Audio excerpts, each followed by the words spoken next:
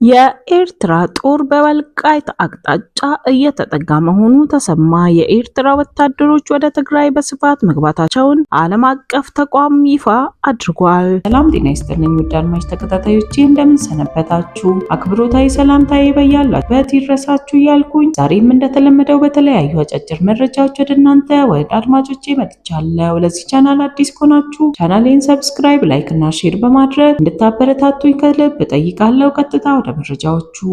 ሻዕቢያና ህወሓት ጦራቸውን በተለያዩ አቅጣጫዎች ወደ ውጊያ ግንባሮች እያስጠጉ መሆኑን ክሪቲካል ትሪት የተሰኘ ግጭትን ሁኔታዎችን የሚተነትን ተቋም አስታውቋል።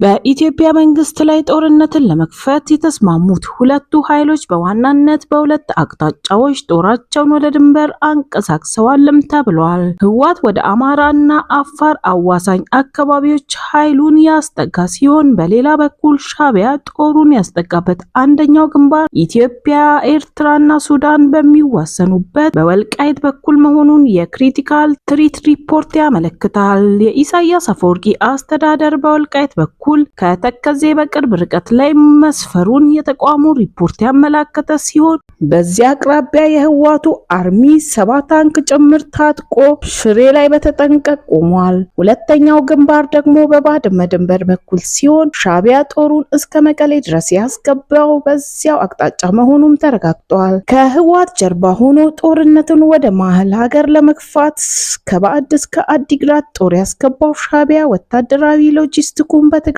መዲና መቀሌ ከተማ ማስገባቱም ተሰምቷል። የሻዕቢያ ጦር መቀሌ መድረሱን አዲስ ይፋ ባደረገው መረጃ ያረጋገጠው ክሪቲካል ትሪት በአካባቢው ወታደራዊ ተሽከርካሪዎች እንቅስቃሴ መኖሩንም ጠቁመዋል። ህወሓት ወደ አማራና አፋር አዋሳኝ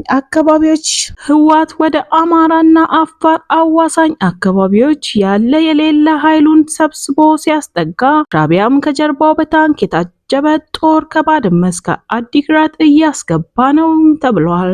በተመሳሳይም በኢትዮጵያ መንግስት በኩል ከፍተኛ ወታደራዊ ኃይል እንቅስቃሴ ወደ ትግራይ ክልል አዋሳኝ አካባቢዎች እየገባ መሆኑን ተቋሙ ጠቁሟል። ከፋኖ አማጺዎች ጋር ውጊያ ላይ የነበረው መከላከያ ሰራዊት ከሰሞኑን ከአንዳንድ የአማራ ክልል አካባቢዎች ለቆ ወደ ትግራይ አዋሳኝ ቦታዎችና ወደ ኤርትራ ድንበር እየተጠጋ መሆኑም ተሰምቷል። በአንድ ጎራ በተሰለፉት ሻዕቢያና ህወሓት በኩል የጦርነት ዝግጅት እየተደረገ ያለው በኢትዮጵያ ግዛት ውስጥ መሆኑን ሪፖርቱ ያመለከተ ሲሆን፣ ከህወሓት ጋርም የተቀናጀው ሻዕቢያ አይቀሬ ነው ለተባለለት ጦርነት እየተዘጋጀ የሚገኘውን በኢትዮጵያ ድንበር ውስጥ መሆኑን ተቋሙ በካርታ አስደግፎ ያወጣው ሪፖርት ያመለክታል።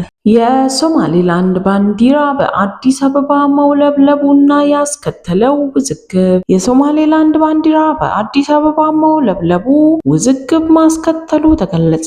በመጪው የአፍሪካ ህብረት የመሪዎች ጉባኤ ዋዜማ የሶማሌላንድ ባንዲራ በአዲስ አበባ ጎዳና ላይ ታይቶ መወገዱ በማህበራዊ ሚዲያ ላይ ከፍተኛ መነጋገሪያ ሆኗል። ክስተቱም የተፈጠረበት ቦታ ባንዲራው ተሰቅሎ የታየው በአዲስ አበባ መስቀል አደባባይ በሚገኘው የአዲስ አበባ ሙዚየም አቅራቢያ ሲሆን፣ ዘሆርን ፍሪኩዌንስ እንደዘገበውም ባንዲራው ከሌሎች የአፍሪካ ሀገራት ባንዲራዎች ጋር ለጥቂት ጊዜያት አብሮ ተሰቅሎ ታይቷል። የተወሰደ እርምጃን በተመለከተም ጉዳዩ በማህበራዊ ሚዲያ መነጋገሪያ ከሆነና ቪዲዮ ከተሰራጨ በኋላ በጸጥታ አካላት አማካኝነት ባንዲራው ወዲያውኑ እንዲወርድ ተደርጓል። ክስተቱን ተከትሎ በሞቃዲሾ የሚገኝ አክቲቪስቶች እና የማህበራዊ ሚዲያ ተጠቃሚዎች ከፍተኛ ቁጣቸውን ገልጸዋል። ይህ ድርጊት የሶማሊያን ሉዓላዊነት እንደሚጋፋም በተለያዩ ወገኖች ተነግሯል። ዲፕሎማሲያዊ አንድምታን በተመለከተም ሶማሌላንድ ራሷን የቻለች ሀገር መሆኗን ብታውጭም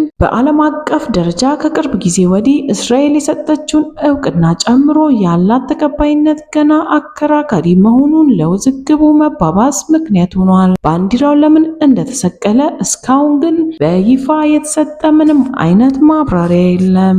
ወደ ቀጣይ መረጃችን ስንሸጋገር ደግሞ ያለ ስልጠና ሰርተፍኬት ጋብቻ እንደማይፈቀድ አዲስ የመንግስት መመሪያ ማውጣቱ ተገለጸ። ፍቺ ስለበዛ ወደ ትዳር ለመግባት የስልጠና ምስክር ወረቀት መያዝ ግዴታ ሊሆን ነው ተብሏል።